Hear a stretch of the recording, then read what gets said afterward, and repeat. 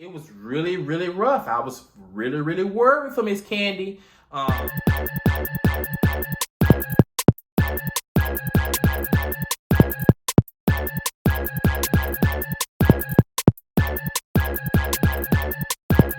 What's up, everybody? It's me again, and it's time to lean in, bitch. I'm coming to you bald and pride for Rupaul's Drag Race.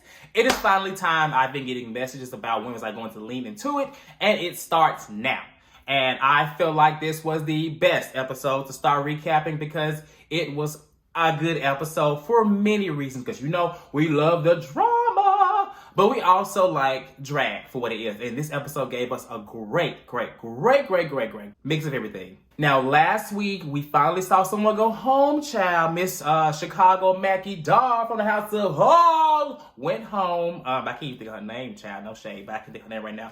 But she's Jada Essence Hall's friend, sister, whatever. And so she went home last week, and there are 12 girls left. And so the race is going. Like, these girls, these cars, child, they hitting each other. And this episode, like I said, everything on both levels. So let's just get into it. Let's talk about it. This week's episode picks up from last week. Obviously, Denali and I can't think of her name, child. They were lip syncing, and it was a really good lip sync. I had a debate with one of my co-hosts from Drag Race TV about it. I thought it was a good lip sync for Denali. She did not. Okay, shout out to Jayla Rocks. Make sure y'all go and vote for her for the queries, honey. Go to her page and vote for her. But we had a debate about it, and like I said, I thought Denali did well. So pick up in this episode. They always start these questions with, who do you think should have been in the bottom? And Miss Candy Muse feels like Elliott should have been in the bottom. And honestly, at this point, it's not bullying, because I don't want to say bullying, because bullying is a very strong word. But clearly, Candy has it out for Elliott. She has been poking at her,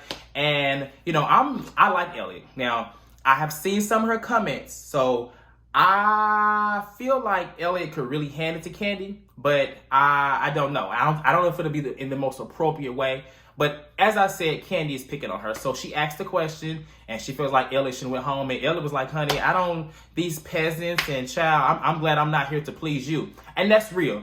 You know, I always hate when queens get into the room and they want to critique other girls as if they're on the judges panel. And to me, like, that's always a no-no, because just like someone says later in this episode, somebody gonna be in the bottom every week, and typically every girl makes it to the bottom, typically.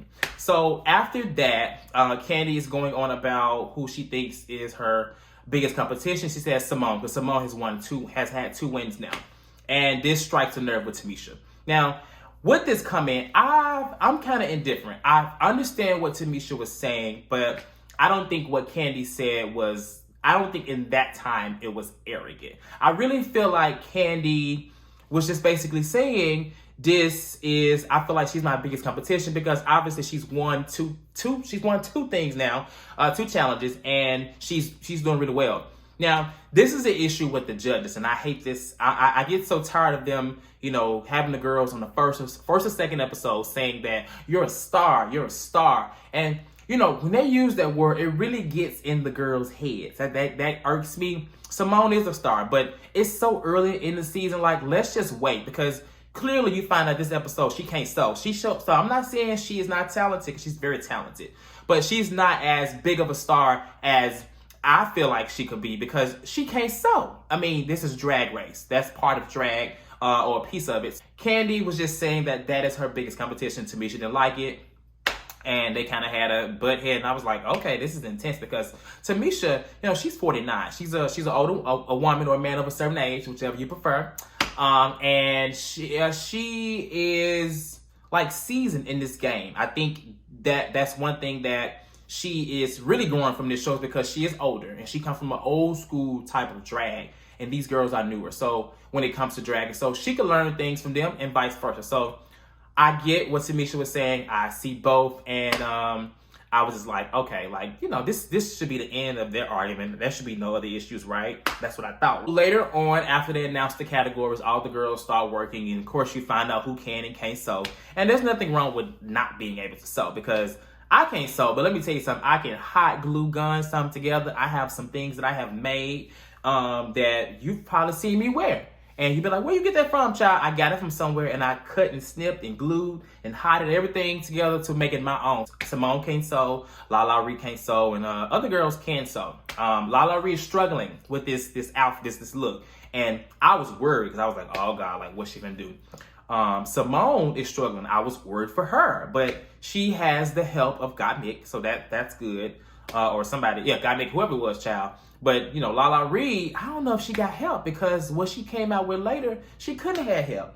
She couldn't have had help. I'll just say this was Lala Ree's episode. You know, she was in all the confessionals. Like, I love her personality. It is the best. I feel like when she is in the confessional, she is like vibrant. She is the person that I feel like Candy thinks she is. Like, because Lala Ree is likable. She's not loud, but she has a big personality. But you wanna be her friend. You wanna love her. Candy, sometimes I really can't speak to that. You don't really know where to go with Candy. I'm so glad that Tamisha and Lala finally touched on this mother-daughter thing, because Tamisha was definitely claiming her in the Meet the Queens, but last week when they saw each other, child, it was crickets. So now we see that really that's not her drag daughter. Tamisha was like, honey, look, she was my daughter for one day. I put her in drag. She is not an Iman. And based off of the Iman legacy, Lala is not an Iman. We find it out in this episode. They go into this segment about Black Lives Matter, and they're basically talking about the events that happened over the summer. And Lala Ree explains that an event that occurred in Atlanta where someone was killed was close to her home. And, you know, the scene, I feel like it was supposed to be tear-jerking. It wasn't to me, and it's not that I'm insensitive to what's going on in the world, but I've dealt with that at that time when it happened. I had some tears back in the summer, but I think for them it was real because they were filming this show while all of this was happening. They did this in the summer, so whether it was happening or had just happened, like all of this was real. So I like that they were able to showcase that. And they were able to have, the Black Queens talk about it. They also slid in about Black trans lives mattering, and that is very true. So I love that whole segment. I mean, VH1, they had no choice. Like, this is what needed to happen within this season. So love the scene. Let's get into these runways. I am not going to go individually through all these looks. I will talk about my highlights and my least liked, whatever you want to call them. I'll just start with the bottoms. Joey J, she dropped the ball completely. The Ivy bag thing, I honestly would have said that I would have agreed, but like, oh yeah, two things in one, like an IV bag and Ivy bag, but she was just like, no. Joey J, this very gay. You are also a little slow there, ma'am. Now, I mean, come on now. Even the judge was like, girl, I would have just lied. I would have said, yeah, girl, Ivy bag. But she didn't get it. That last look or whatever look, that high pony, honey, it wasn't high. It was sitting a little low. It was leaning out. Yeah, she rightfully deserved to be in the bottom. We'll talk about the lip sync too. Olivia Lux was definitely safe. I wasn't the biggest fan of her looks like that. But what I can say about Olivia is that I like her. And what I also want to say is that she needs some new wigs. Those wigs, you can tell she's definitely a newer queen. She has not invested into some high quality wigs. They all seem very Party City and as if they have just been styled for drag, like just very shiny, and I'm just not really here for it. She has not had one wig that I have liked since she's walked into the workroom. But I love Olivia, and I still see a lot of potential in her. Rose, they gave Rose a lot. I liked Rose's first look, with the ginger. I loved it. And her last look with the balls, that look was very Jan to me. I don't know why I see a lot of Jan in her. Obviously they're like sisters or whatever, but it was nice. It was cool. Like, it was, to me, it was she did the assignments, and Rose was a lot more likable in this episode compared to the others. Tamisha, now I love Tamisha, that's my girl, but I will honestly say that she is definitely a seamstress, but her style and her taste has to be elevated to be in this competition. People love her. You all love her. I love her to death. And I just feel like I'm also glad that they commented her about her makeup. There's nothing wrong with her makeup, but there's nothing wrong with it, obviously. Everything Tamisha is a very older style of drag. And I think that is the issue. You know, she has to learn more about being on the camera like that, because obviously that type of makeup doesn't really do justice for her face. Michelle was like, talk to these girls, because that's real. Like, she is an older seasoned queen. She's an iconic and she's had a long career of drag, but that doesn't mean she can't learn anything. So yes, I didn't really, the last look, I agree with the neck piece, but I also feel as though there may be something that we don't know, because I feel like a lot of her looks are covering her neck, and I think that's intentional. Gottmik, she did well. She did really well. I love the pantsuit look with this piece right there. I would have took the what's it called, the ruffles off and just wore the suit, but I liked it. The last look I liked as well. I was trying to figure out where or what were the bags, but I guess she cut some bags up, somebody said. I don't know. Candy Muse, I don't know, like, the second look with the money hair, I like the money hair. Okay, I get where she was going. That was definitely supposed to be like Rihanna from Pull It Up look, but it was not Pull It Up. It was Pull It Out. And then the last look, I liked her makeup and her hair. I liked it. There was just nothing crazy to me about it. That's why I don't understand why she felt like she should have been in the top. It was definitely a safe, I did the assignment type look. And Simone, she did better than I thought. I thought she was going to be in the bottom, or close to the bottom, when she said she couldn't sew, but somebody helped her. I'm glad. And then my favorite, Utica. Utica was the best. Utica, I don't want to say she was robbed, but she should have won that challenge, because I don't like saying that we're robbed. You know, the fans are crazy. But she should have won that challenge for many reasons. That sleeping bag look, baby. Give me that sleeping bag look. Put it on this hanger, okay? And I am walking out with this because I want to wear it somewhere. Like, it was everything. The fact that she made that in such a short period of time, like, looking at everybody else's outfits and looking at hers, how you make a whole it was everything. The first look, I love the doggy bag look. The second look, everything was just well put together. She gave you 3 different concepts. And the critiques that she got, put my hanger back, child, because clearly Utica ain't finna give me that dress. The critique that RuPaul gave her, that was not fair. It was not fair, in my opinion, because he's basically saying, like, you shouldn't be quirky, you shouldn't be campy. You know, that's messing up the presentation of your looks. And I'm just like, okay, you're giving Gottmik all this praise. Like, she did well, and she's definitely, I guess, the closest fashion queen we gonna have on this season, because baby, I don't know who giving fashion this season. But Gottmik is definitely serving you that, but she's not giving you a fashion walk. Like, her runway and her stage presence is very awkward and quirky. And that's just out of control. So what's wrong with someone that's actually her drag doing that? I don't really see it. If you're gonna be giving fashion, I need to be seeing fashion walk. And I'm not seeing that from Gottmik. That's why I feel like Utica edged her over in this win and should have won. But that sleeping bag look, can I just get my clothes hanger, because I need the look. Utica, if you're watching this, give me that sleeping bag, please. I want it. So the bottoms end up being Lala Ree, which I didn't even talk about. Real quick, Lala Ree, girl, you should be ashamed. Everything that the judges said, me and my boyfriend don't even watch Drag Race, and he said, why she didn't cut the bags? Girl, why did you not cut them bags? At least she could have covered up the corset with the bags or something. Like, it was, RuPaul said that it was the worst, well, one of the worst.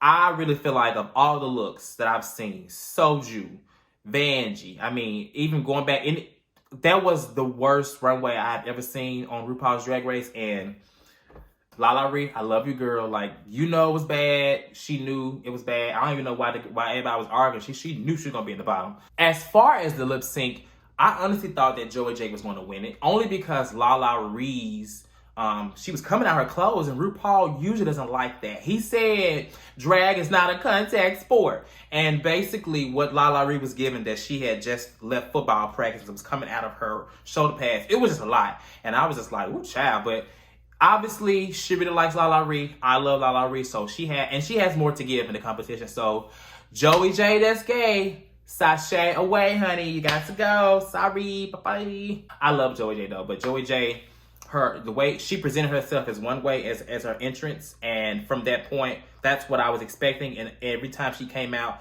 all I saw was this short little flip hair and stuff like that. And honestly, Joey J she's a great, I think she's a great queen, but she needs to decide what is her drag. And I feel like that's what's missing, because Joey J is gay, is getting old. Let's talk about Untucked. Now, Untucked, I'm not going to spend too much time on this, but it was everything. My thing with this is Kandi can dish it, but she cannot take it. She sat in there and she came at Elliott again and basically going around, sitting around like she Wendy Williams at a table talk, asking all the girls about their looks and who she thought should be in the bottom. But when Tamisha comes in there and basically is, front pedaling, telling her, and Tamisha, I'll say this, Tamisha was upset. She was definitely upset. And there's nothing wrong with that. But I don't think what she did was wrong. They act like Tamisha came in with a negative, intent. The room was already negative. Tina Burner, hush girl, because before Tamisha came in, you all were in here going at Elliott, talking about who was gonna be in the bottom. It was never a nice, light environment. So don't try to make it sound like this girl came in and was just negative. Like, sit over there, run a McDonald's, be quiet. Kandi just really went so left. All that clapping and stuff like that. If you from where I'm from, all that clapping and stuff like that, like that don't mean nothing. And clearly with Tamisha, like, it meant nothing, But I'm gonna tell you something. Tamisha was not here for it. I'm glad she stood her ground. She really had no help in the room, because I know all those girls felt like Kandi was some kind of way. I mean, Joey J and Rose. I'm glad Rose spoke up. That's important. That's why I'm like, okay, good. And what it was for me was when Mama said, I'm a grown-ass woman. I said, okay, well, first of all, you are a man with 3 kids, but I live for it. It was a good moment for Untucked, only because we haven't seen no drama in a while. It's been RuPaul's best friend race for a good little minute, and I'm just glad that they finally took it there. My thing with Kandi, and I'm gonna go in on this a little bit. Kandi has let the judges tell her that she's a star and she's this, get to her head and make her think that that's her drag. No, they love your personality, sweetie.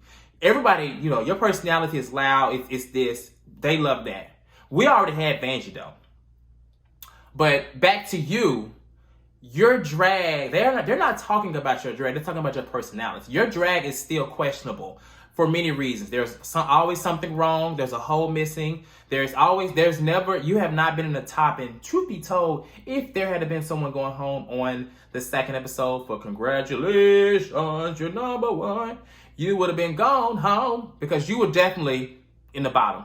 I'm sorry, that's true tea. I'm just glad that Tamisha stood her ground. Child, Kandi was getting up, walking like she was about to walk out. No, honey, Tamisha escorted you out. She followed you to the door. You talking about you gonna slap somebody and call them bitches and stuff like that, girl. That's too much. So I'm glad that Tamisha was the right one. I'm so glad that happened, because I feel like anybody else would have been demolished by Kandi. But I'm glad that Tamisha, she was just like, look girl. And people can look at that as like, belittling her and stuff like that. But no, at the same time, that's true. Like, she's been in drag for 30 years. Like, you ain't gotta call the woman ma'am. You ain't gotta do all that for respect. But respect is respect. You're not gonna sit up here and be cussing at me and saying you're gonna drag me and stuff like that in this room. Because look, let me tell you something. I ain't never seen security not get involved for a VH1 show. Okay, there was no security.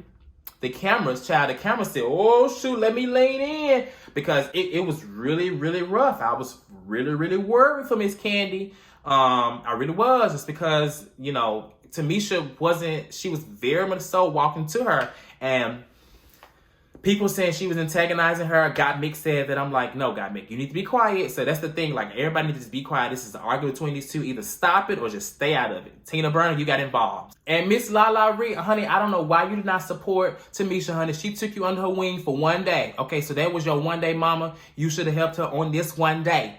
I mean, not even help her. Just, stood up for the girl. It gave us I'm sure Tamisha felt not alone, but it would have liked some type of support, because she had none. I'll close on this note. I really feel, and this is not a Kandi bashing session, this is just what she presented, but I really feel that these girls are going to have a wake-up call for Kandi, because I feel like she's going to go far in the competition, just because they are already pushing her to be our favorite, even though it's really not our favorite, at least not mine. But they're going to look back at what Tamisha said and be like, you know what, she was right.